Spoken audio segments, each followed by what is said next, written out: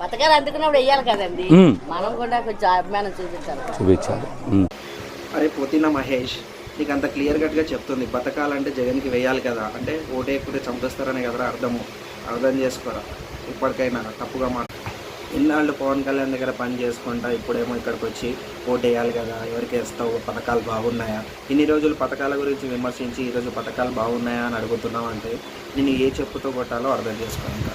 So ఇదే మాట మళ్ళీ చెప్తున్నాను, ప్రజలారా ఒకసారి గమనించండి. నిస్వార్థంగా పనిచేసే రాజకీయ నాయకుడు ఎవరు, స్వార్థంతో పనిచేసే రాజకీయ నాయకుడు ఎవరు చూసుకొని ఓటు వేయండి. మీ ఓటు చాలా అమూల్యమైనది. సో ఓటుని దుర్వినియోగం, మందుకో డబ్బుల కోసమో మీ ఓటుని వినియోగించుకోకండి.